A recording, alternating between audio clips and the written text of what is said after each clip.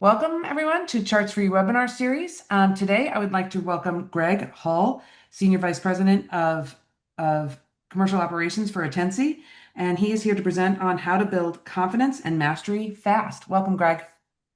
Thank you, Tara, and thank you, everybody, for deciding to spend some time with us this afternoon. We appreciate it. This is not a fake background behind me. This is the not-so-sunny Boston skyline for this afternoon. But yes, thank you for joining us. Hopefully, today we can explore some topics and look at some practical takeaways around elements of confidence and mastery. Training time travel seems a big, epic type title. Very intentional, I think, from my side. I've been in technology a very long time, and I think in the last 2 years, this concept of time has been a very noisy space thanks to generative AI and some of the new technologies that we're seeing coming out. And I think now more than ever, I'm hearing lots of different things around time. How fast can we now do something? How soon can we produce something? And really the notion of time from what it was to what it is to what it will be seems to be tipped on its head recently. Now, having gone through a lot of these technological changes in the past, I always find that when there's noise, it's really good to take a step back and try and find what some of that signal is from some of that noise. And I guess my aim today is to try and do some of that with you guys. And when we look through the lens of how to deliver that years of experience in a matter of days or weeks, and really focus on confidence and mastery. And we're going to get into this a lot more as we move forward. So again, thank you for spending the time. So I guess to start with, who am I? Why am I here talking to this? So I am the SVP of Commercial Operations in the US. Don't be fooled by the accent. I am based here in Boston, have been with ATTENSI for a number of years now. But I suppose my whole career in many ways has been focused on, and I'm passionate about that intersection of people and technology and where those two elements meet. I have a background in large enterprise technology. Way back when, I won't say how long because I don't want to age myself, but it was really how many people can we affect in a positive way with the technologies that we were implementing at that time, and really taking a people first mentality. That has always been my passion, and that's why I came here to ATTENSI, because that's very much what we do and the approach that we take. In addition to that, some would call it a crazy move, but a number of years ago, I actually then founded and built my own hospitality leisure business in the UK and across Europe as well. And I went through all of the ups and downs, all of the people challenges, all of the training challenges, all of the mastery challenges that all of us face every day within this industry.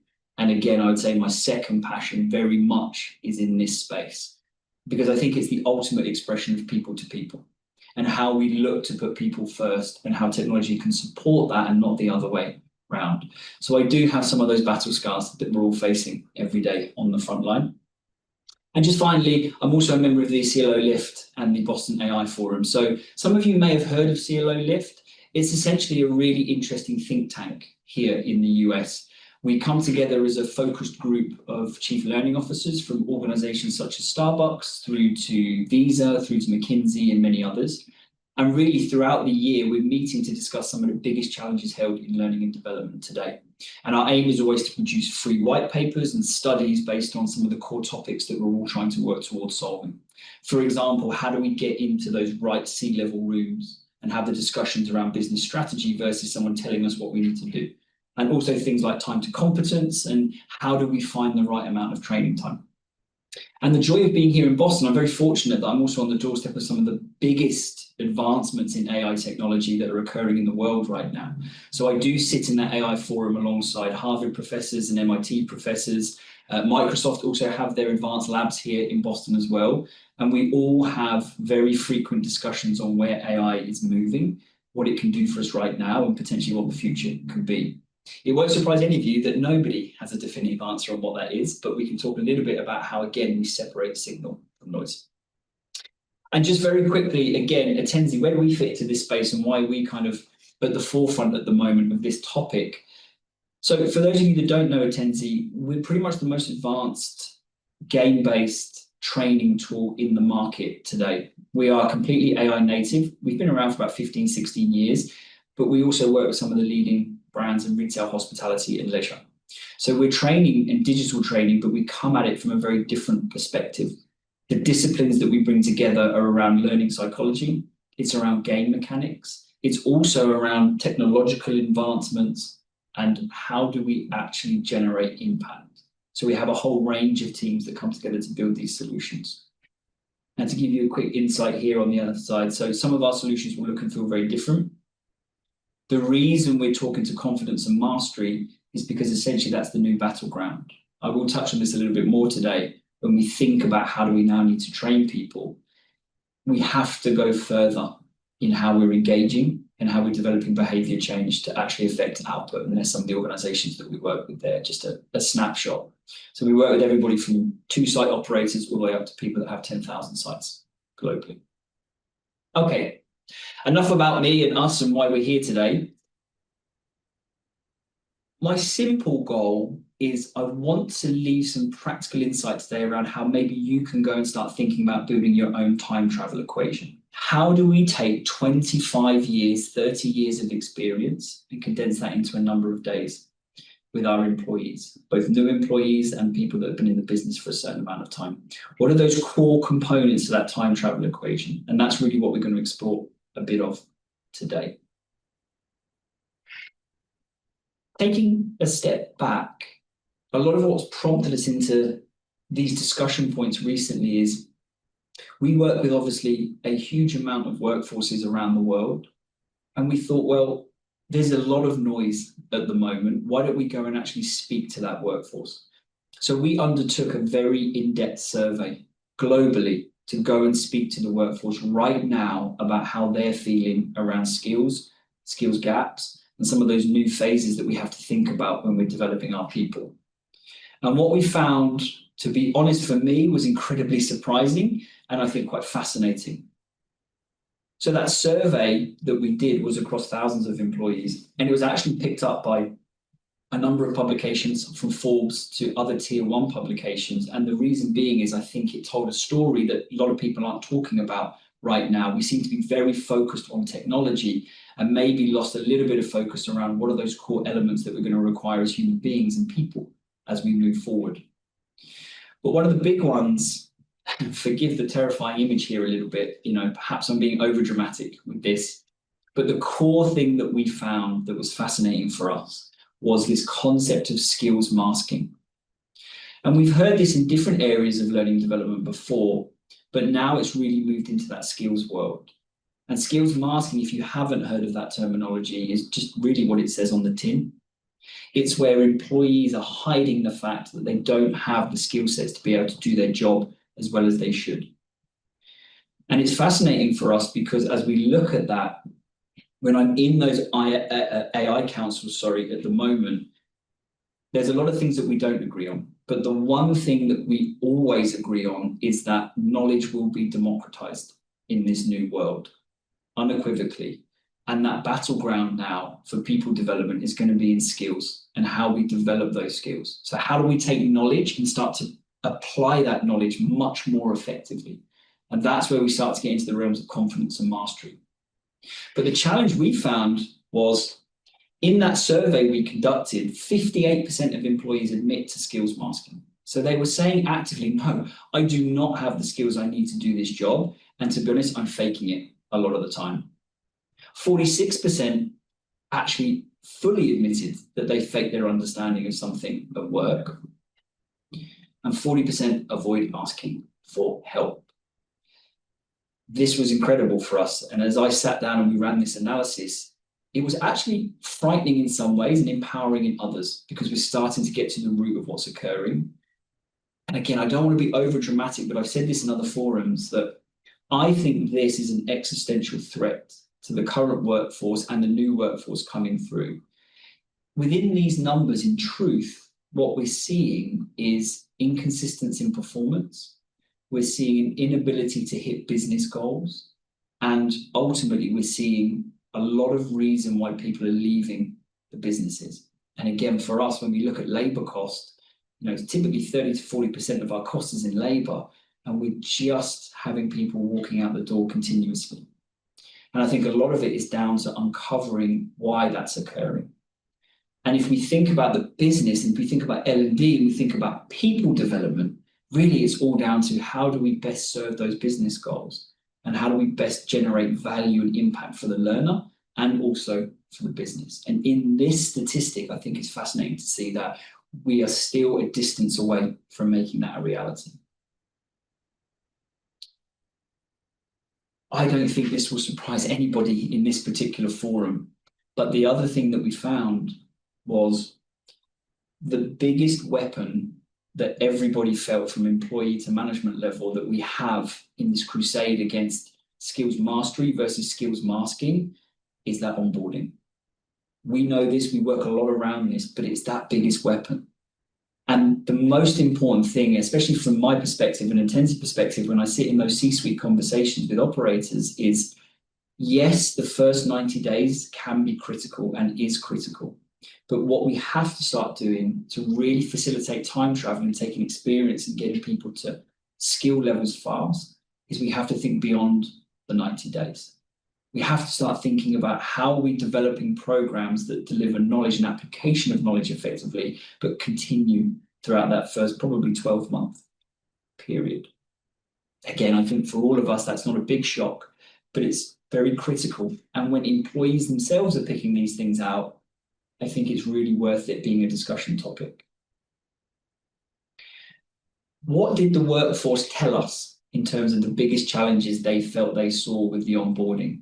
We feel that's a great weapon, so we wanted to go a bit deeper and understand, well, what are people telling us across all operators at the moment? The number one, overwhelming amount of information. That was the number one reason we heard time and again across the survey for why people felt that their onboarding wasn't effective or didn't really get them to where they needed to be. We then start looking at some of the more common ones, I think. The poor communication, lack of resources, poor quality of training, and lack of engagement. I actually personally feel that 1, 4, and 5 probably go hand in hand.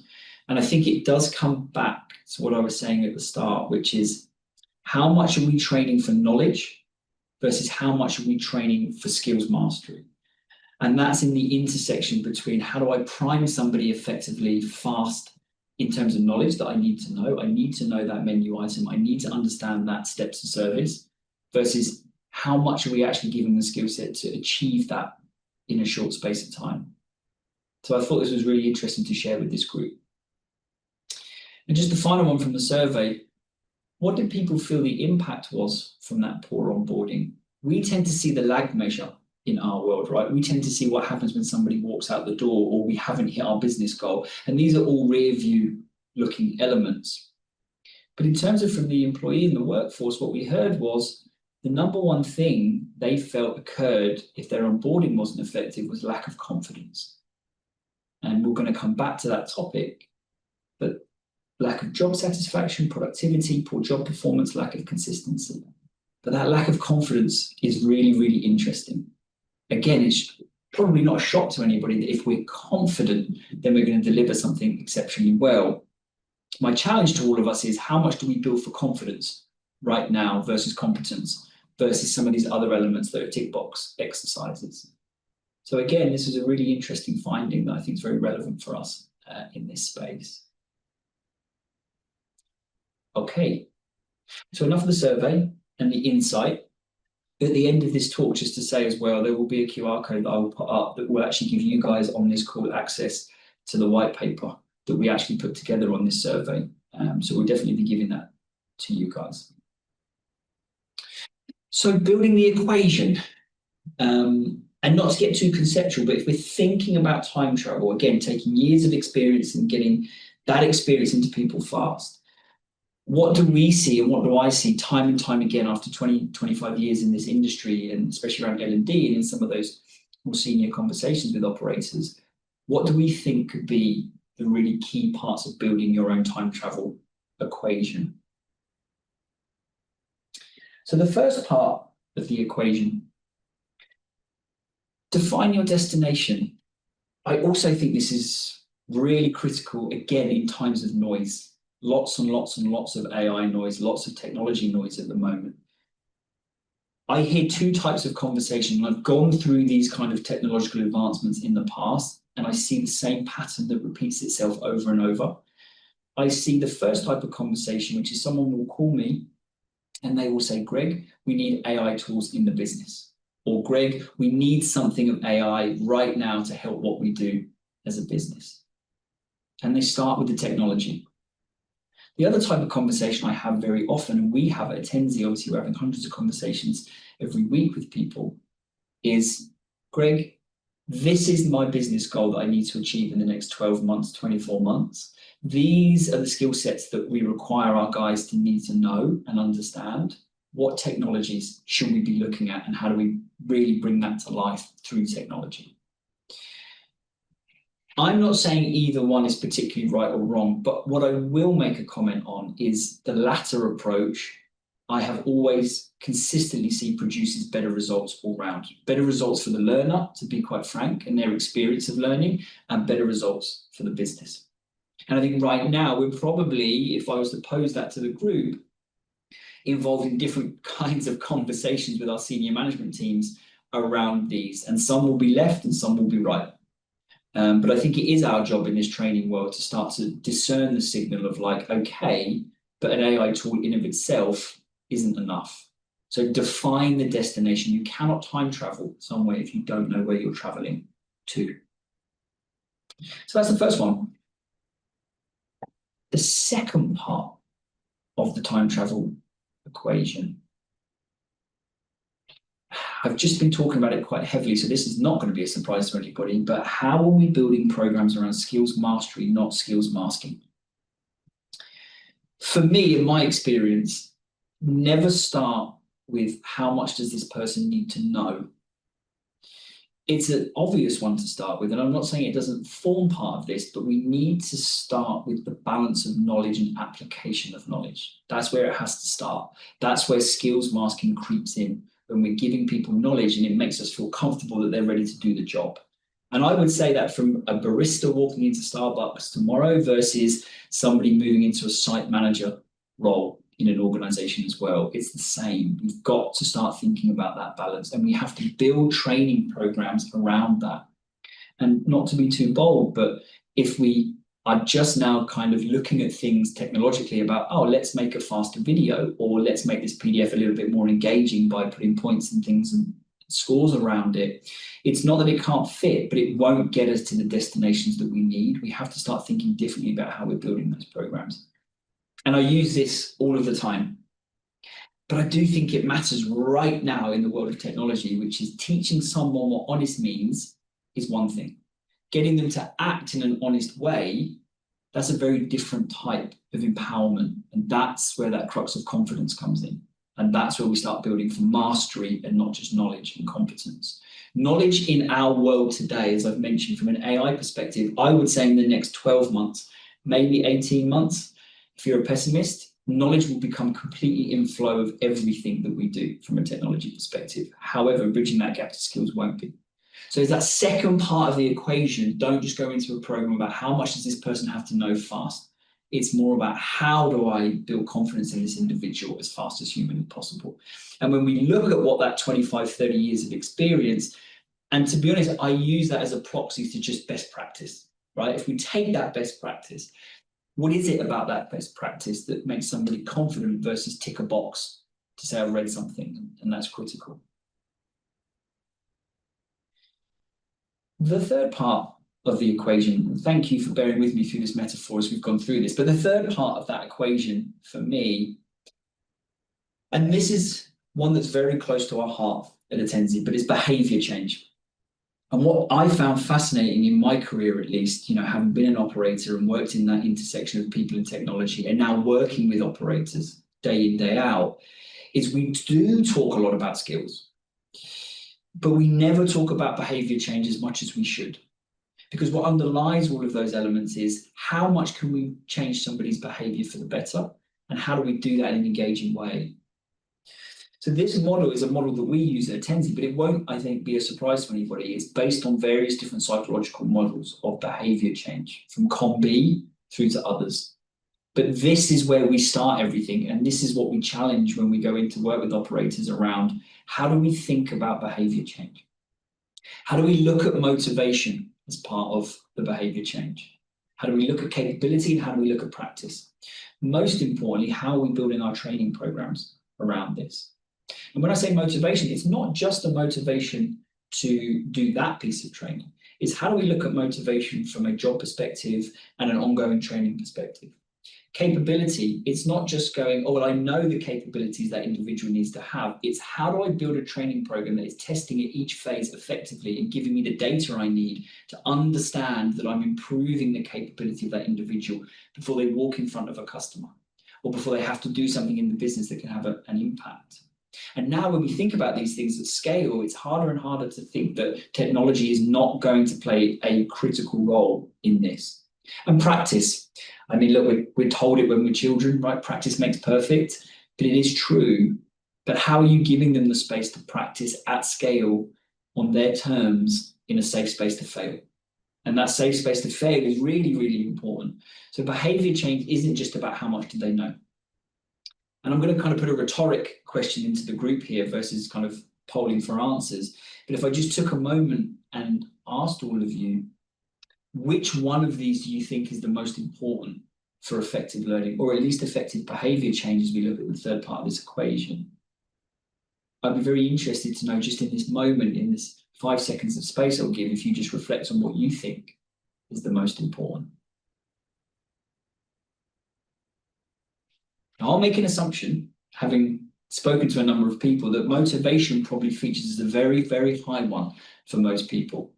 And some of you would have felt capability, and some of you would have felt practice. And hey, guess what? Nobody's wrong.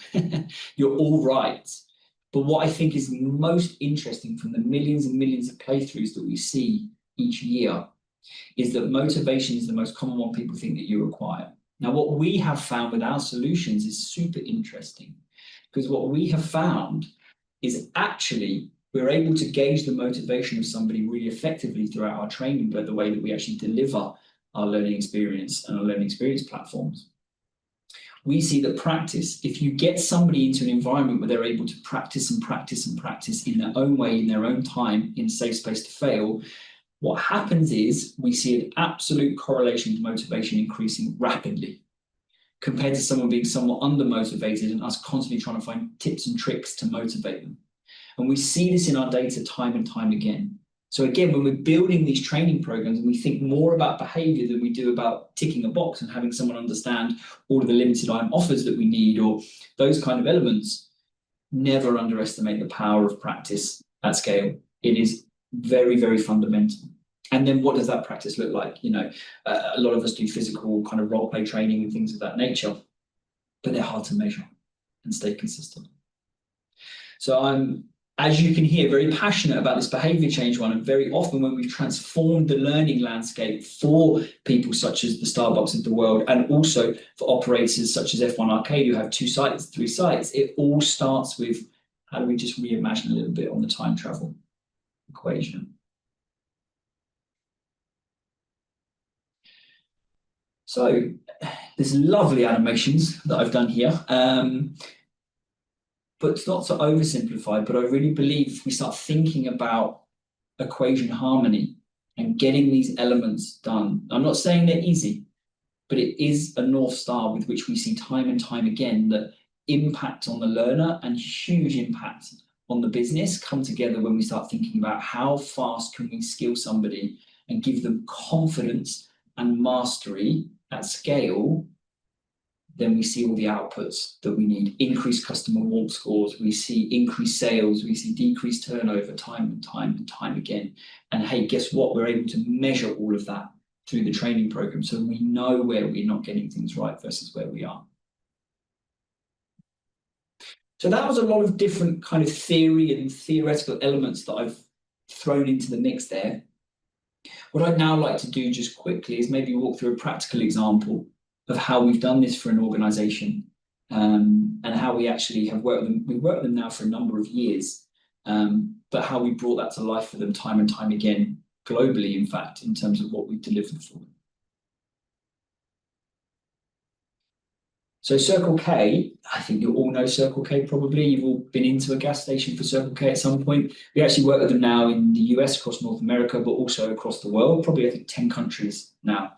And we started in Europe, and then when they saw what we were delivering and how we were thinking about training, they then rolled us into all aspects of training globally. So I just want to share some insights of actually how they were thinking about the world and what they did and how we began to measure some of this time travel equation, which is when we sat down with them and they were saying to us, how do we get our people skilled up faster for the world that we live in? I'm just going to play a video first. One, so you don't have to listen to my voice all the way through this. And two, because I think it brings to life kind of some of the solutions. And this is just a snapshot of one of the solutions that we've delivered for them. And then I want to talk a little bit about the impact and where they started that journey and some practical bits that were considerations. I don't know if you're going to be able to hear this, actually. I'm going to play it. And if you can't hear it, at least you can see it.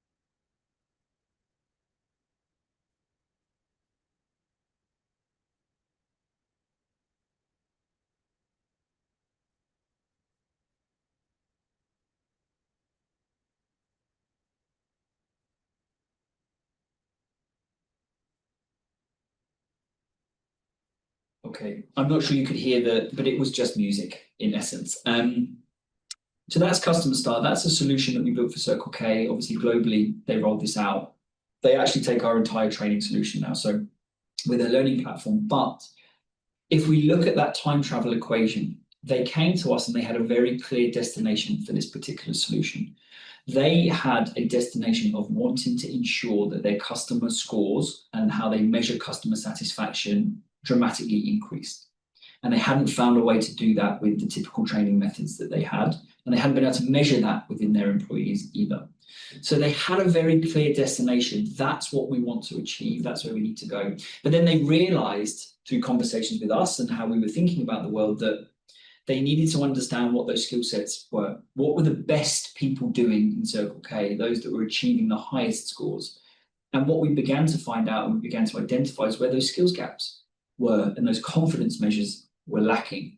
And we knew that they wanted to be able to empower people to make good decisions when it came to, do I prioritize a customer or do I prioritize a task?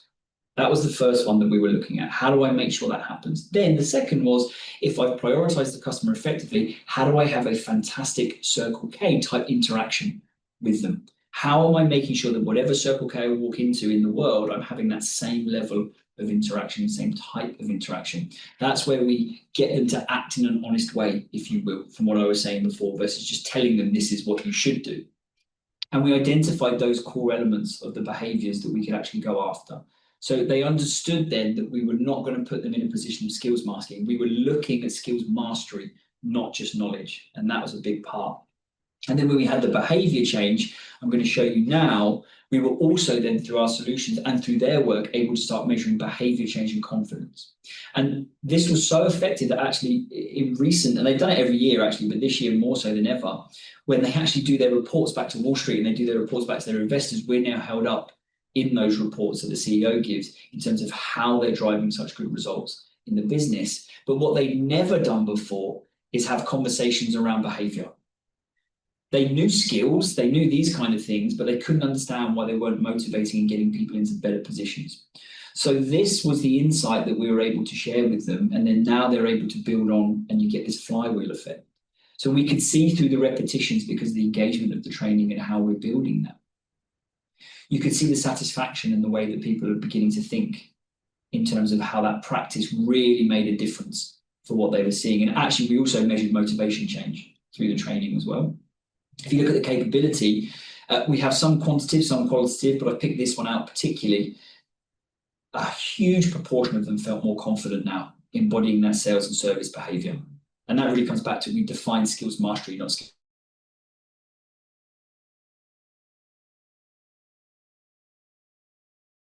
Qualitative when we work with individuals, but this was key to their time travel equation. What we also did for them that is not reflected here is we dramatically reduced training time compared to what they were typically training on prior to that. I'm not going to share that particular stat. There's some others I will share, but we did reduce dramatically globally how fast people were becoming competent, and they were loving getting to that point. And again, it wasn't rocket science too much, but they were very disciplined in building their time travel equation. How do we take what the best people have done for 10 years in the role and get it into new people? And of course, motivation, as I mentioned. 93% gave feedback. They are now more motivated to apply what they have learned in the real world. This is a key one in motivation, I think, and perhaps we don't have enough discussion around this, is before somebody comes out of that training, how motivated are they to go and apply it? Not just to do the job, but to go and apply those specific skills. And again, it comes down to being quite disciplined with that equation. We're able to measure that. Now, I think final one, I'm just time checking here. So the final one from me, it all really comes down to what the output ultimately is in the business. We do live in the real world. We do understand that essentially, from an L&D and a training perspective, we want to be a profit center. We want to drive growth, and we want to be part of those business strategy conversations versus reactive. And to do that, we need to show that value impact.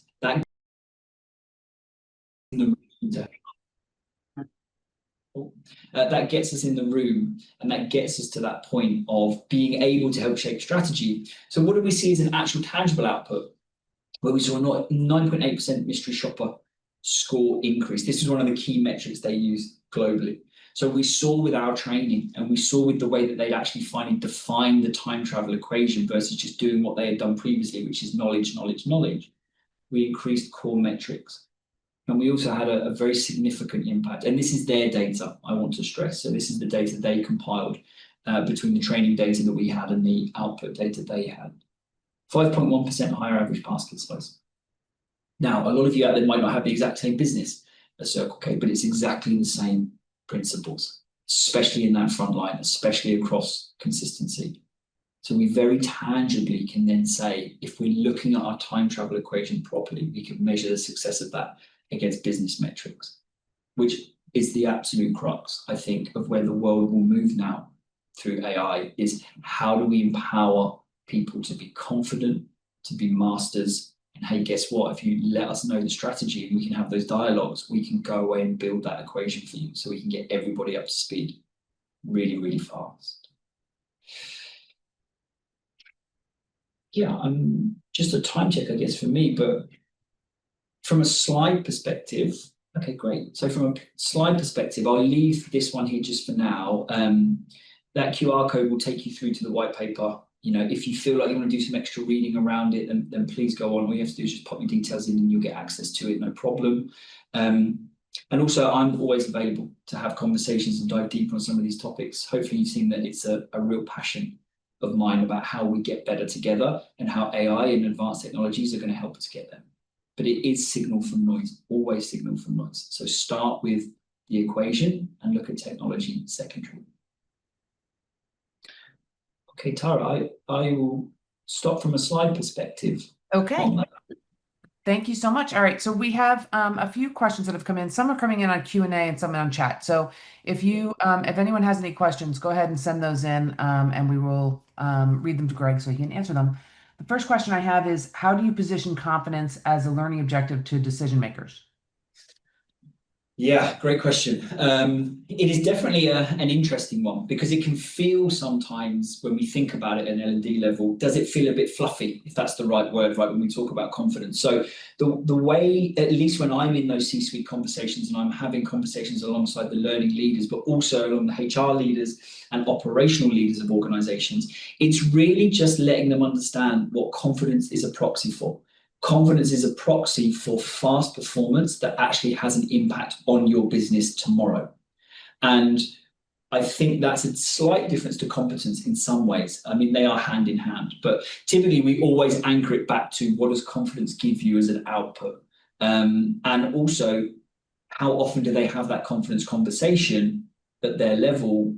We've typically found that when we start introducing that terminology, it gets picked up very fast, especially from operations and the operational side of leadership. Okay, the second question we have is, how does age demographic play into this data and your research? Yeah, good question.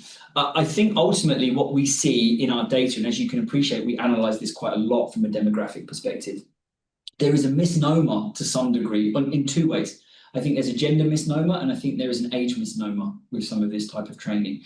When we look at it, we have the same impact occurring within those demographics. So somebody who's in a job, even if they've been there for a long time, our statistics show quite clearly that if you're still building training in this way, you will increase knowledge gap. You will decrease knowledge gap as much for tenured employees as you would for new joiners, and as much for, let's call them, an older demographic as you would a younger demographic.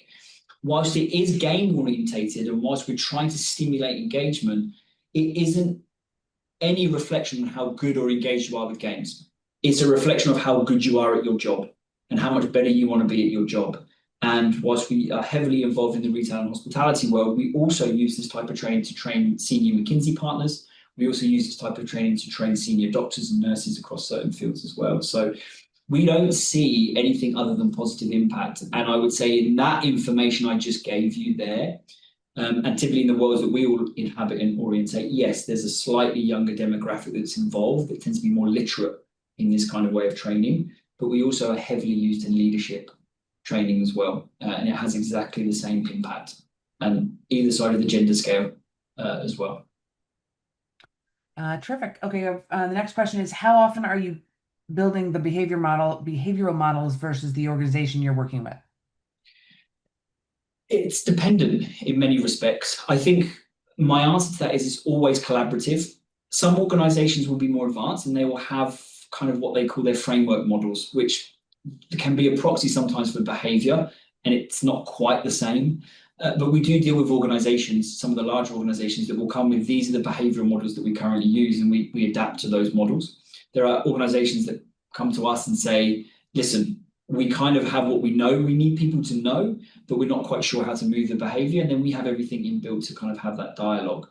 And then there are others that are very collaborative with us that start to adopt behavioral models, partly on what their frameworks are and partly on what those motivation, capability, and practical are. The most exciting thing is at least we're having the dialogue much more consistently when we speak with people around behavior change. Okay, and I have one more question. So if anyone else has any other questions, now would be the time to send them in because we only have one more to go. What do you think is the most valuable use case for AI in the next 12 months? Oof. Yeah. Whenever I give these answers right now, I kind of laugh at myself because I know that I could well be thrown to the left or to the right in the next 12 months. I think personally, the, the most powerful use case for AI in retail, hospitality, and leisure over the next 12 months is the ability to close the gap between theory and reality. And that's really important as we think about this new skills economy versus knowledge economy. And I think that's where people need to start moving their thinking. And I think if you're not moving your thinking there now, I think you're probably already a little bit behind on how to do that. And the technology obviously is there now to do that. I think the other secondary one might be around data and interpretation of data and the usefulness of the data that's collected. Okay. Thank you so much, Greg. We really appreciate you being here with us today. The recording for this will be on the website by later today. And thank you all for joining us. Thanks, everybody. Appreciate it. Bye, everyone. Bye.